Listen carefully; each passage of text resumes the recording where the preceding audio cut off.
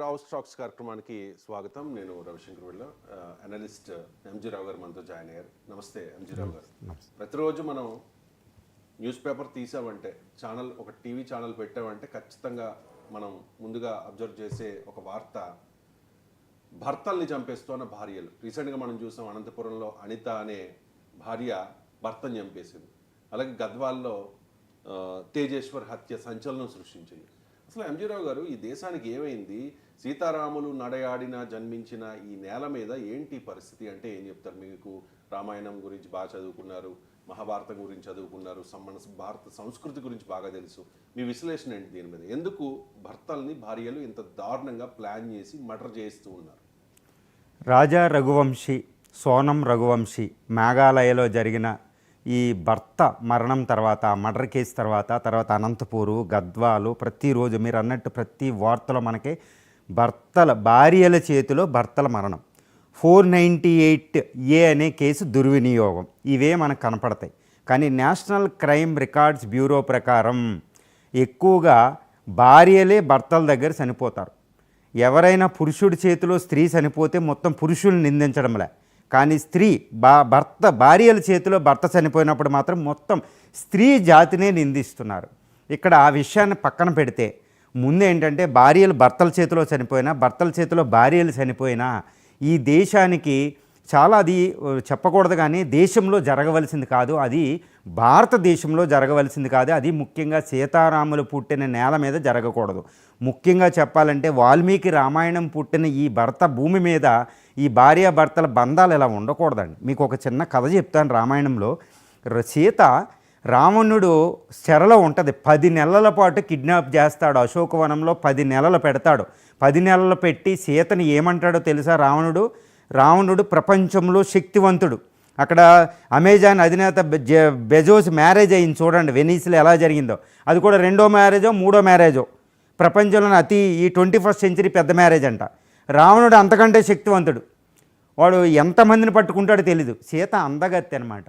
10 నెలల చెరలో పెడతాడు. 10 నెలల కిడ్నాప్. ప్రపంచం అంతా, ఇదిగో ఈ బంగారం అంతా నీకే ఇస్తాను, ఇదంతా నీకే. ఒక స్త్రీ దేనికి లొంగిద్ది అన్నీ పెడతాడు వాడు. ఈ దేనికి లొంగదు సీత.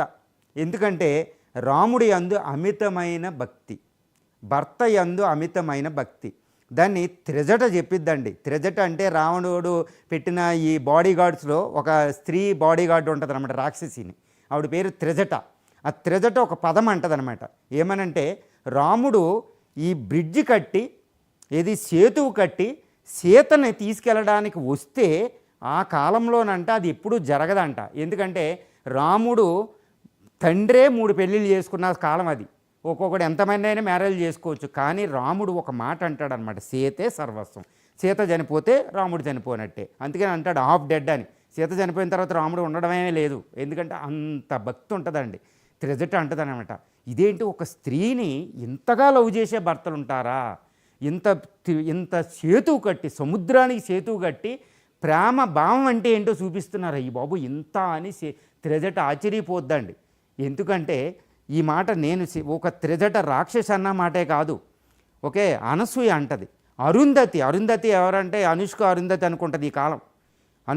అరుంధతి అంటే అనుష్కను గుర్తొద్ది ఈ కాలానికి. నేను అనేది అరుంధతి కాదండి. రాముడు గురువు వశిష్ఠుని భార్య పేరు అరుంధతి. ఆవిడ చెప్పింది సీత కోసం. తర్వాత అనసూయ, ఎవరు? అత్రి భార్య అనసూయ అంటే తెలుసు. దత్తాత్రేయుడు తల్లి. త్రిమూర్తులనే పిల్లలు చేసుకున్న ఆవిడ. అర్థమైందండి. 3 పార్వతి, తర్వాత సరస్వతీదేవి, లక్ష్మీదేవి, ముగ్గురు కూడా కాళ్ళ దగ్గరికి వచ్చి అడుగుతారు మా భర్తలు ఇమ్మని. అంతటి అనసూయ అంటదనమాట సీత కోసం.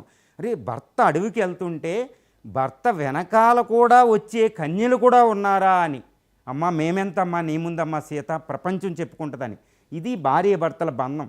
అసలు రాముడు సీత ఎప్పుడైనా కాపురం చేయలేదు. కానీ ఈ తరం సీతారాముల్లా ఉండమని ఆశీర్వదిస్తే ఎవరు అబ్జెక్ట్ చేయరు. ఎందుకంటే సీతారాములు ఏంటంటే ఫిజికల్గా, భౌతికంగా కలవడం కాదండి, ఒక సెక్షువల్ రిలేషన్షిప్ కాదు భార్యాభర్తల బంధం అంటే. అది అతీతమైనదనమాట. అది చెప్పడానికి ఎవరికో. రామాయణాన్ని వాల్మీకి చెప్పింది కేవలం భార్యాభర్తల బంధం మాత్రమే. ఆ లవ్ స్టోరీ చెప్పడానికే ఈ రామాయణం పుట్టింది. ఈ రామాయణం ఇలాంటి రామాయణాలు ఏ దేశంలో లేవు, ఏ సంస్కృతిలోనూ లేవు. అది ఇండియన్ డిఎన్ఏలోకి వెళ్ళింది. ఇలాంటి దేశంలో భార్యల చేతిలో భర్తలు మరణించడం అంటే ఇప్పుడు నన్ను అడిగితే చెప్తానన్నమాట. ఈ దేశానికి ఏమైంది అనేది క్వశ్చన్ మీరు అడిగింది కరెక్టే. అసలు ఈ దేశానికి ఏమైంది, ఏం జరుగుతుంది అక్కడ, అసలు ఈ కారణం ఏంటి? ఈ రాజా రఘువంశీ స్టోరీ ఇండియాలో భారత పాకుల యుద్ధానికి మించిన స్టోరీ అయిపోయింది ఇక్కడ. ఎందుకంటే భారత పాకుల యుద్ధం ఎంత అంటే మనం గెలవగలం, కానీ భారతదేశానికి ఆయువు పట్టు కుటుంబ వ్యవస్థ. భారత సంస్కృతి ఎప్పటి వరకే ఉంటుందంటే కుటుంబ వ్యవస్థ ఉన్నంత వరకే ఈ సంస్కృతి నిలబడి ఉంటుంది. ఆ కుటుంబ వ్యవస్థలో నెరలు అనేవి ఇక్కడ కనపడుతున్నాయి. భయంకరం, ఇది భయకంపితులను చేసే విషయం. ఏంటి భారత పాకుల యుద్ధం, ఆ యుద్ధం ఏంటి? మనకి కుటుంబ వ్యవస్థ ఈరోజు పిలిచిపారిపోతుంది. భార్యలు భర్తల దారుణంగా చంపించడమా? ఓకే, భర్తలు ఎవరైనా నేను అంటున్నా ఇది ఒకటే, ఇక్కడ భార్యలు భర్తలను చంపేస్తేనే పెద్ద చేసేస్తుంది ఈ సమాజం, ఇదంతా కాదు. కానీ భార్యలను ఎంతమంది చంపుతున్నారు?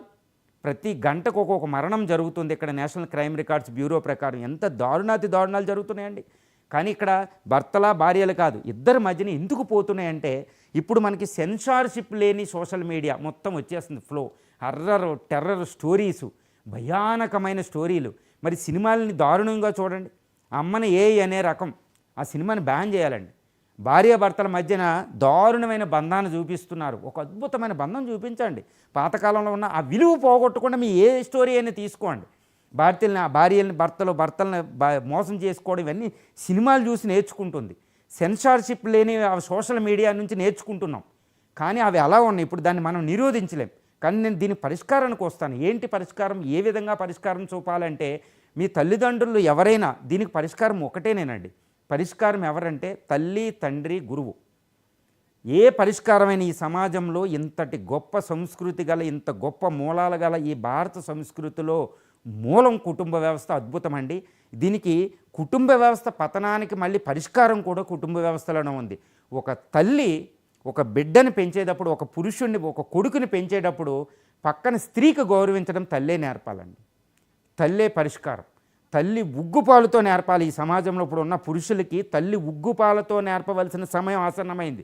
మీరు కౌశల్యలాగా రండి, ఒక యశోదలా రండి, ఒక శివాజీ తల్లి జిజియాబాయిలా తయారవ్వాలి. ఇక్కడ ఉన్న స్త్రీలే స్త్రీలను రక్షించగలరు. స్త్రీలే ఈ సమాజాన్ని రక్షించగలదు. పురుషుణ్ణి పెంచేటప్పుడు, కొడుకుని పెంచేటప్పుడు ఒక స్త్రీని గౌరవించేటట్టు నేర్పాలండి.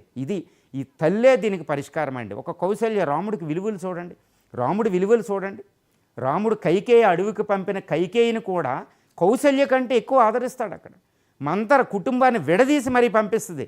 కానీ మళ్ళీ తిరిగి వచ్చిన తర్వాత మొట్టమొదటిగా కలిసింది మంతర అనే రాముడు. ఆ రాముడి విలువలకి మండోదరి ఆశ్చర్యపోతుంది, అనసూయ ఆశ్చర్యపోతుంది. ఆ విలువలు చూడండి. అసలు సీత ఎందుకు నమ్ముకుని ఉంటుంది అక్కడ భర్తనే? నా భర్త నా దగ్గరికి వచ్చి రక్షిస్తాడు, నన్ను ఎక్కడున్నా గెలుస్తాడు, నన్ను ఎక్కడున్నా తీసుకెళ్తాడని సీతకున్న ఒక అద్భుతమైన నమ్మకాన్ని భర్తలు భార్యలకు ఇవ్వగలుగుతున్నారా అనేది క్వశ్చన్ అండి ఈ సమాజంలో. అదేవిధంగా భర్తలు కూడా సీతలాగా నా భార్య పతివ్రతలా ఉంటుంది, నా కోసం ఎదురు చూస్తుందని భార్యలు భర్తలకి అభయాన్ని ఇవ్వగలుగుతున్నారా మీరు? ఈ రెండు క్వశ్చనించుకోవాలండి. ఈ సమాజంలోకి వెళ్ళండి. అందరూ నేను ఒకటే చెప్తున్నా, రామాయణాన్ని స్కూల్ సిలబస్లో పెడదాం, మహాభారతాన్ని స్కూల్ సిలబస్లో పెడదామంటే మతాలు తీసుకొస్తారు ఈ సమాజంలో. నేను అది గడిస్తాను. రామాయణ మహాభారతాలను స్టోరీని పెట్టండి. వాల్మీకి ఊరికే రాశాడా ఈ రామాయణం ఊరికే రాశాడు, తన కోసం రాసుకున్నాడు. ఇది బుక్కులు అమ్ముకునే, పబ్లిష్ చేసుకునే కాలం అది. ఎంత అద్భుతమైన విలువలను బోధించిన అవి సమాజంలోకి తీసుకురండి. తల్లి ఉగ్గు పాలుతో నేర్పండి పురుషులకి. తల్లి స్త్రీని ఎలా చూడాలరా, చెల్లిని ఎలా చూడాలి, భార్యని ఎలా చూడాలి, తల్లిని ఎలా చూడాలని పురుషులకు నేర్పండి. స్త్రీలకి మళ్ళీ తల్లులే చెప్పాలండి. అమ్మ భర్త అంటే ఎలా ఉండాలని విలువలు నేర్పండి. రామాయణ మహాభారతాలు ఉగ్గు పాలతో నేర్పండి. రామాయణ మహాభారతాలు సీరియల్ కూడా చూపించండి. అదే టీవీలో, అదే మీడియాలో మనకి సీరియల్స్ కూడా లభిస్తున్నాయి. అన్నీ కూడా నెగిటివ్గా చూడవలసింది కాదు. సియాకి రామ్ వండర్ఫుల్ ఉంది, తర్వాత సూర్యపుత్ర కర్ణ ఉంది, తర్వాత రామాయణాలు అద్భుతం. రాజీవ్ గాంధీ రామాయణాన్ని అనుమతిస్తే దూరదర్శన్లో ఆఫ్ఘనిస్తాన్లో కూడా రోడ్ల మీద ట్రాఫిక్ లేదంట 1984లో. ఎలక్షన్ కమిషనే రిక్వెస్ట్ చేసిందంట దూరదర్శన్ని, బాబు ఈ టైంలో రామాయణాన్ని ప్రదర్శించి ఎవరో ఓట్లు వేయరని. రామాయణం విలువ లేదని కాదండి, కానీ ఆ విలువలు ప్రజలకు గుర్తు చేయండి, పురుషులకు గుర్తు చేయండి, సిలబస్లో పెట్టండి.